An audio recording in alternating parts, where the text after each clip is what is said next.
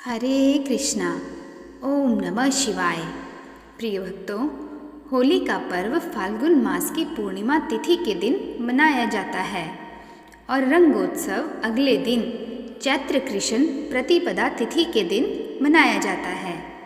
धार्मिक मान्यताओं के अनुसार होलिका दहन बुराई पर अच्छाई की जीत का पर्व है। होलिका दहन पर इस साल चंद्र ग्रहण के साथ साथ भद्रकाल का साया भी रहेगा और इस साल करीब 100 साल बाद होली पर चंद्र ग्रहण लगने जा रहा है। 24 मार्च को पूर्णिमा तिथि का आरंभ सुबह 9:56 से होगा और 25 तारीख में सुबह 12:30 पर पूर्णिमा तिथि समाप्त हो जाएगी। धार्मिक मान्यताओं के अनुसार पूर्णिमा तिथि में भद्रा सहित समय में ही होलिका दहन किया जाता है। 24 मार्च को भद्रा पूर्णिमा तिथि के आरंभ होने के साथ ही लग रही है और रात में 11:13 तक भद्रा रहेगी। ऐसे में भद्रा काल समाप्त होने के बाद ही होलिका दहन करना शुभ रहेगा। होलिका दहन पर जो चंद्र ग्रहण लगने जा रहा है वह भारत में दिखाई नहीं देगा, इसलिए भारत में इसका सूतक काल भी मान्य नहीं रहेगा। इसलिए इसका दान आदि करने के भी विधान मान्य नहीं रहेगा। इसलिए होली पर ग्रहण दोष का भय मन से हटाकर सभी को रंगोत्सव का आनंद सहृदय से लेना चाहिए। होलिका दहन के लिए लकड़ियों को इकट्ठा करें। इसके बाद कच्चा सूत से 3 या 7 बार इनको लपेट लें। इसके बाद सभी लकड़ियों पर थोड़ा गंगा जल डालकर उन्हें शुद्ध कर लें। इसके बाद उन पर पानी, फूल और कुमकुम छिड़ककर उनकी पूजा करें।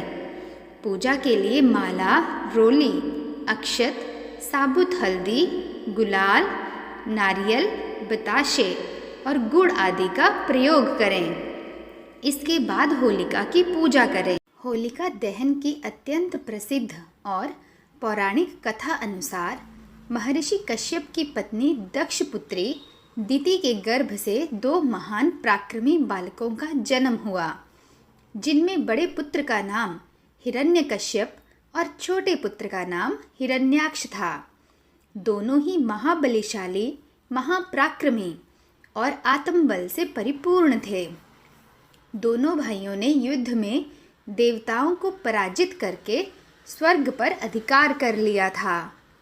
एक समय जब हिरण्याक्ष ने पृथ्वी को पाताल में ले जाकर छिपा दिया, तब भगवान विष्णु ने वराह अवतार लेकर पृथ्वी की रक्षा के लिए हिरण्याक्ष का वध किया।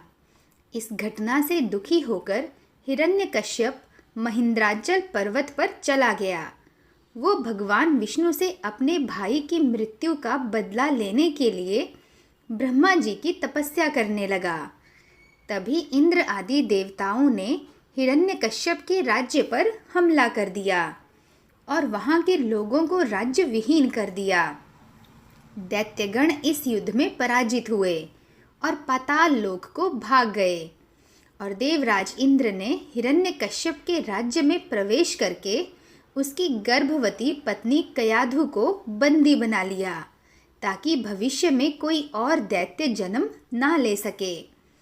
जब देवराज इंद्र कयाधु को लेकर जाने लगे, तभी रास्ते में देव ऋषि नारद से उनकी भेंट हो गई। दोनों में प्रश्न उत्तर होने लगे। तभी देव ऋषि नारद ने देवराज इंद्र को बताया कि कयाधु के गर्भ में जो बालक है वो भविष्य में जाकर एक दैत्य नहीं बल्कि एक परम विष्णु भक्त बनेगा और उसे मारना तुम्हारी शक्ति से बाहर है। अतः कयाधु को छोड़ दो। नारद जी के कथन का मान रखते हुए इंद्र ने कयाधु को छोड़ दिया और वापस चले गए। नारद जी कयाधु को अपने आश्रम में ले गए और बोले, बेटी, तुम उनके आश्रम में आराम से रह सकती हो जब तक तुम्हारा पति हिरण्यकश्यप अपनी तपस्या पूरी करके वापस नहीं लौट आता। कयाधु उस आश्रम में नारद जी के सुंदर वचनों का लाभ लेती हुई सुखपूर्वक रहने लगी, जिसका गर्भ में पल रहे शिशु पर भी गहरा प्रभाव पड़ा। भगवान विष्णु के नाम ओम नमो भगवते वासुदेवाय का जप कयाधु और इसके होने वाले बच्चे के कानों में सदैव पड़ता रहता था। धीरे धीरे समय बीता और कयाधु ने एक पुत्र को जन्म दिया, जिसका नाम प्रहलाद रखा गया। उधर हिरण्यकश्यप की कठोर तपस्या पूरी हो चुकी थी और वरदान मिलने के कारण उसे अपने ऊपर अभिमान हो गया था और वो तीनों लोगों पर अत्याचार करने लगा। कुछ समय बाद कयाधु भी प्रहलाद को लेकर वापस आ गए। भक्त प्रहलाद शिक्षा दीक्षा ग्रहण करने गए तो वे वहाँ भी श्री हरि का नाम ही जपते थे। जब यह बात हिरण्यकश्यप को पता चली तो वह क्रोध में आ गया और अपने सैनिकों से कहने लगा कि यह बड़ा दुरात्मा है, इसे मार डालो। इसे जीने का कोई अधिकार नहीं है, क्योंकि यह शत्रु प्रेमी तो अपने कुल का ही नाश करने वाला हो गया है। यह सुन कयाधु हिरण्यकश्यप से अपने पुत्र को छोड़ देने की प्रार्थना करने लगी। सैनिकों ने प्रहलाद को अनेकों प्रकार से मारने की चेष्टा की, परंतु उनके सभी प्रयास श्री हरि की कृपा से असफल हो जाते थे। हिरण्यकश्यप ने प्रहलाद के हाथ पैर बंधवाकर उसे समुद्र में फेंकवा दिया। फिर उसे विषैले सांपों से डसवाया और पर्वत शिखर से नीचे फेंकवा दिया। पर भगवान विष्णु के सर्वशक्तिमान नाम जप के कारण प्रहलाद को कुछ भी नहीं हुआ। विष मिला भोजन खाने के बाद भी प्रहलाद पर कोई असर नहीं हुआ। प्रहलाद को मारने के सब प्रयास विफल हो चुके थे। एक दिन हिरण्यकश्यप इसी चिंता में डूबा हुआ था। तभी उसकी बहन होलिका उसके पास आई और बोली, मैं इतने महान बलिशाली राजा को चिंता में डूबा हुआ नहीं देख सकती और मैं आपकी सभी चिंताओं को दूर करने के लिए आपके पास एक प्रस्ताव लेकर आई हूँ। मुझे भगवान ब्रह्मा से वरदान प्राप्त है कि अग्नि मेरा कुछ नहीं बिगाड़ सकती। यदि मैं प्रहलाद को अपनी गोद में बिठाकर अग्नि में बैठ जाऊं, अर्थात सैनिकों की सहायता से एक बड़ी जगह पर चिता जलाई जाए और इस अग्नि में मैं प्रहलाद को अपनी गोद में लेकर बैठ जाऊंगी, तो वह चिता की अग्नि के कारण जलकर भस्म हो जाएगा और आपके मार्ग का कांटा भी साफ हो जाएगा।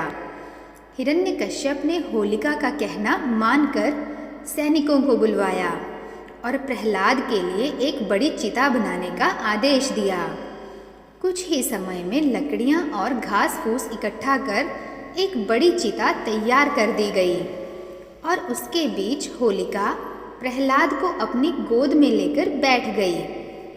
इसके पश्चात हिरण्यकश्यप की आज्ञा अनुसार उस चिता में आग लगा दी गई।